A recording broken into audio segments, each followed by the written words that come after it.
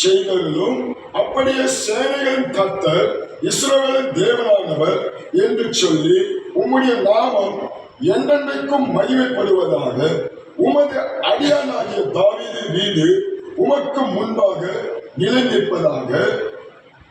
உனக்கு வீடு கட்டுவேன் என்று இஸ்ரவேல் தேவனாகிய சேனைகளின் கர்த்தராகிய நீர் உமது அடியானின் செவிகளை வெளிப்படுத்தினீர். ஆகையால் உம்மை நோக்கி இந்த விண்ணப்பத்தை செய்து உமது அடியான் மனதை கிடைக்கச் செய்தீர்.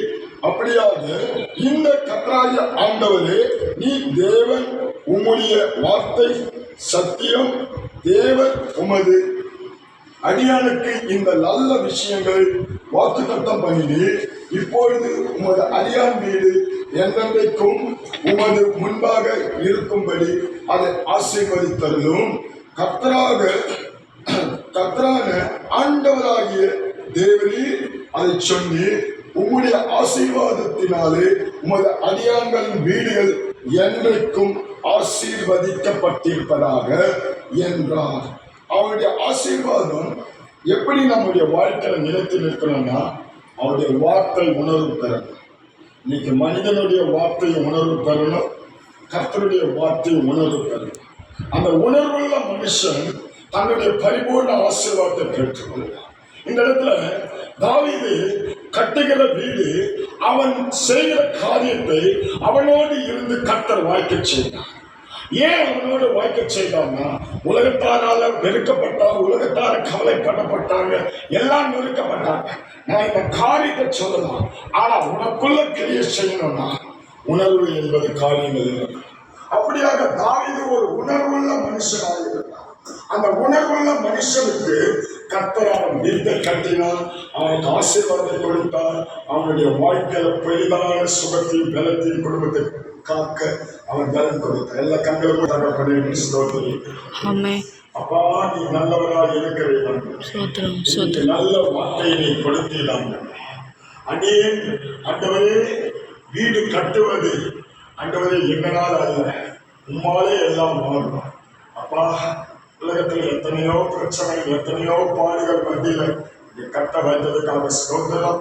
ஆண்டவரே, மகனே ஆண்டவரே, இந்த வீட்டில் நாங்கள் ஆண்டவரே, நானும் என் குடும்பத்தாரும் ஆண்டவரே, மணியும் ஆண்டவரே, அப்பா அம்மாவும் ஆண்டவரே, சொந்த பந்தங்களும் ஆண்டவரே, எல்லாருமாக நாம் மனமாற இவர்களை வாழ்த்தி, மனமாற இவர்களை வாழ்த்தி, இவர்களை மனமாற இவர்களை வாழ்த்தி, எங்கள் கள்ள கம்பளி இல்லாம ஆண்டவரே, எந்த சிந்தனையில் இல்லாம நாங்கள் இந்த இடத்துல கால் வச்சிருக்கிறோம்.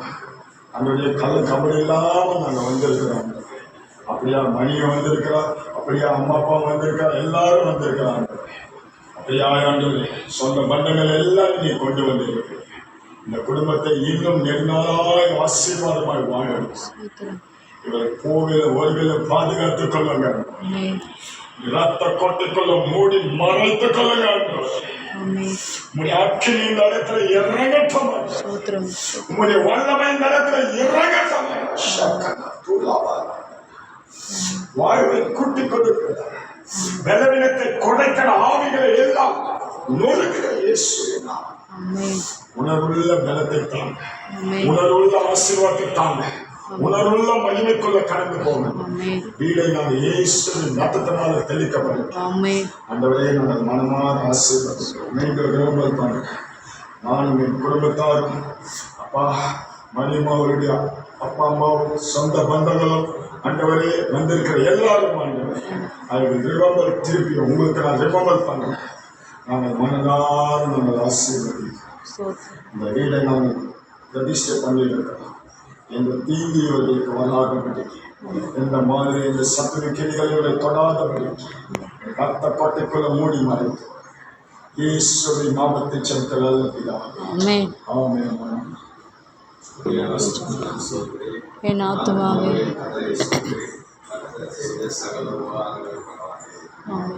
சோத்திரம் சோத்திரம் சோத்திரம்.